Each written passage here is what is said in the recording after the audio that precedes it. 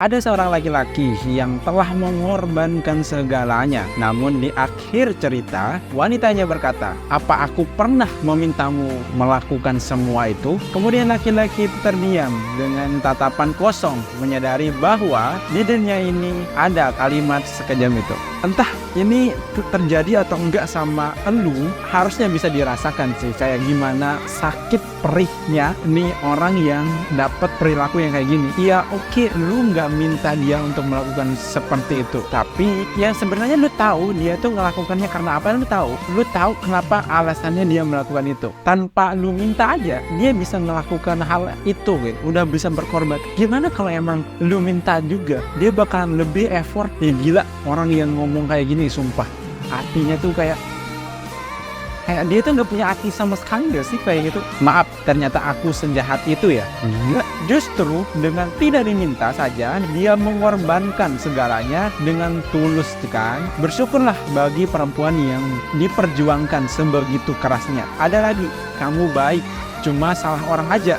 Kayaknya kalau sama orang lain kamu bahagia, kemudian dia kembali sama masa lalunya. Doa gua semoga seperjalanannya gua nanti ke depannya nggak menemukan orang-orang yang kayak gini. Saking bro. Momen menegangkan seorang satpam diganggu hantu kuntilanak saat dirinya patroli. Serem pula ya. Ini sekitar jam 2:30. Jadi aku tuh ada dengar suara-suara tuh dari sini. Sumpah, kalian dengar. Ini bener gak sih atau bagaimana nih?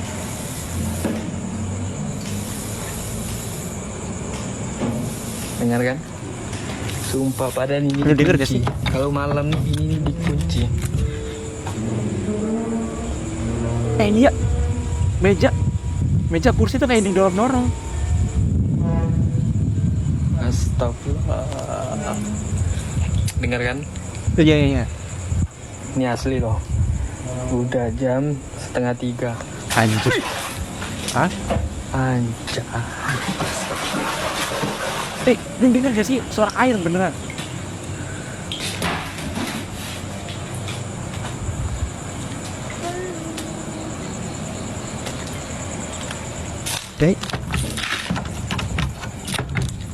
Woi, siapa woi?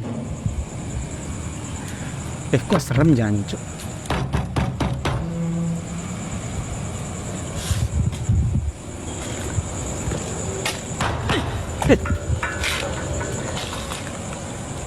Lu jangan bikin kaget, kocak.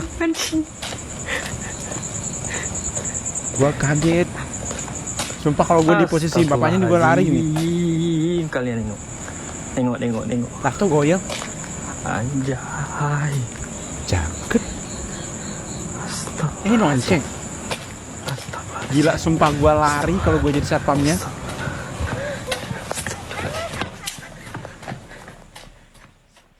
Lah ini mental bapaknya luar biasa banget.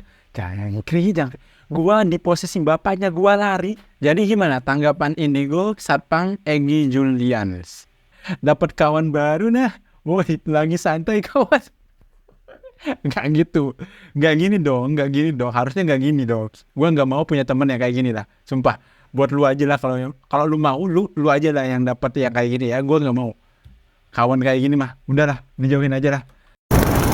Mas Den, LDR Indo, Jepangku gagal. Finally masa lalulah pemenangnya. Udah tak kasih panggung, udah disayang orang tua juga. Tiba-tiba dikasih tahu teman, kagetnya bukan main. Ditikung celeng, nggak nyongko ya Allah. Terserah mas mau bilang aku apa. Itu mantan nih adik. Yang sudah pasti sudah mas. Jelas-jelas kui PPWA-mu. Ya LDR itu memberan bro. Terserah mas mau percaya siapa. Banyak yang gak suka ke aku. Makanya dia bilang kayak gitu. Ngetani aku playing victim dan lain sebagainya. Intinya aku gak gitu. Cukup itu aja. Alasanku logis. Aku masih gak bisa sama orang yang selalu membatasi aku.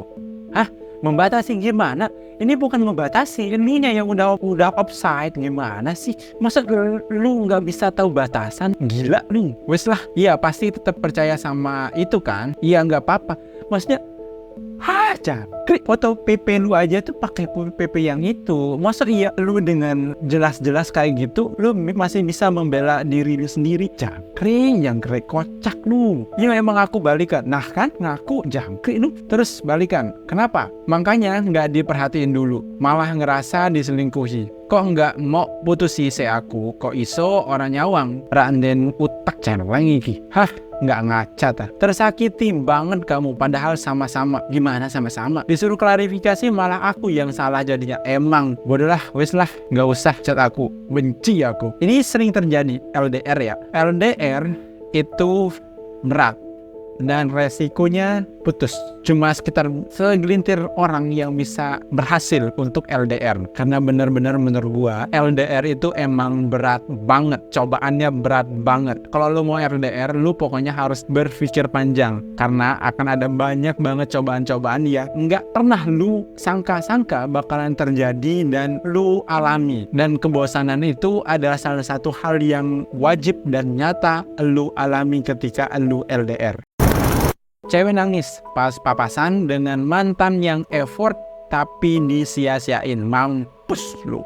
Papasan sama mantan beda agama. Aduh, beda agama ini. Papasan sama mantan beda agama. Kalau ini udah beda konteks nih. Beda konteks. Yang tadi gue ngomong itu, ini beda konteks. Papasan sama mantan crush yang lu incer banget. Papasan sama mantan yang effort banget, rela cuti kerja buat nemenin lu berobat ke dokter. Kasih apapun yang lu mau. Selalu romantis dan nyempetin ketemu lu di sela-sela kerjanya. Selalu bawa lu kemanapun dia pergi. Selalu upload muka lu di sosial medianya. Tetapi malah lu sia-siain karena lu belum selesai sama diri lu sendiri. Akhirnya lu hanya bisa nangis dan menyesalkan semuanya itu. Lu hanya bisa menyesal, lu hanya bisa mengandai-andai aja. Seandainya kemarin gua nggak kayak bla bla bla bla bla bla, gua bakalan bla bla bla bla bla. Dan itu hanya tinggal lu ingat-ingat dan lu sesali aja. Gimana? Lu harus bisa menghargai orang yang emang yang sayang sama lu, yang udah effortless sama lu, karena ketika dia udah pergi, lu akan baru sadar bahwasanya dia itu emang sangat luar biasa berharga buat lu. Tapi kalau konteksnya agama, aku nggak komen. Menikah dengan orang yang salah. 2 tahun menikah, aku baru sadar kalau ternyata cantik aja nggak cukup. Dan semua orang kepengen doang dapat pasangan yang cakep, termasuk aku. Dan dari sebelum menikah, banyak banget cerita di sekitarku bahwa problematika menikah itu macam-macam. Kayak ada yang diuji karena ekonomi, ada orang ketiga, orang tua, mertua, dan lain sebagainya. Dan sebenarnya itu hanya faktor eksternalnya. Yang paling penting adalah siapa pasangan kita. Nggak peduli apapun masalahnya, asal menikah dengan orang yang tepat, Insya Allah apa? Insya Allah bisa melewati semuanya. Jawabannya ya, tetap belum tentu, tetapi dengan pasangan yang tepat, setidaknya kita bisa saling kasih spirit dan meminimalisir problematika. Karena nggak mungkin dalam rumah tangga nggak ada masalah kan? Dan pertanyaannya, gimana caranya memilih orang yang tepat? Pertanyaan itu menurutku tricky untuk dijawab. Karena memilih pasangan yang tepat itu akan dapat jawabannya ketika kamu sudah menjalani kehidupan rumah tangga. Karena semua latar belakang sampai kesimpulan pasangan kamu akan kamu dapetin jawabannya ketika kamu sudah menikah.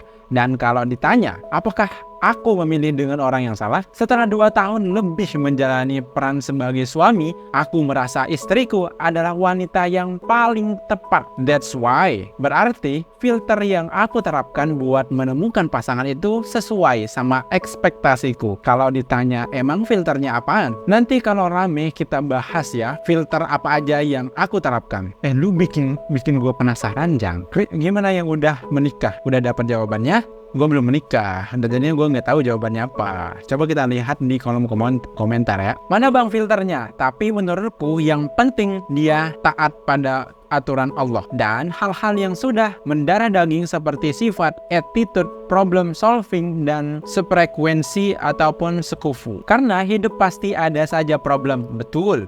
Makanya penting kita tahu bagaimana cara dia menghadapi dan menyelesaikan sebuah problem. Ternyata istrinya sudah menikah lagi setelah 11 tahun dicariin suaminya di laut. sampai menyelam 600 kali. Gila. Ini pengorbanan yang luar biasa banget. Tsunami besar yang terjadi pada tahun 2011 di Onagawa, Jepang, memakan banyak korban jiwa, termasuk Yuko yang hilang sejak saat itu. Suaminya Yasuo dulu dan sekarang masih bertekad mencari istrinya. Ia dilatih untuk menjadi penyelam bersertifikat, dan setelah mendapatkan sertifikat pada tahun 2014, ia telah melakukan 600 kali penyelaman untuk menemukan istrinya yang hilang. Cinta seperti inilah yang kita butuhkan dari pria. Per tahun 2023, sang istri ternyata masih hidup dan sehat, tetapi telah lama menikah lagi dengan pria lain di Fukushima. Ternyata mereka berselingkuh dan ia menggunakan tragedi itu untuk menutupi kematiannya dan memulai hidup baru. Mantan suami tidak pernah dikabari sampai media akhirnya memberitahu dia. Itu berita dramatis dan dahsyat di Jepang. Tapi ternyata mantan suami tidak apa-apa. Dia masih menyelam, tapi kali ini demi kesenangannya sendiri. Ini cinta suami seluar biasa itu, gila, sampai rela 600 kali nyelam ke lautan buat nyariin istrinya. Tapi ternyata sang istri berselingkuh dan menjadikan tragedi tsunami sebagai alasan dia menghilang dan memulai hidup baru. Padahal aku sangat jago menyelami lautan, tetapi kenapa aku masih tenggelam di dalam senyuman dan bayang-bayangmu?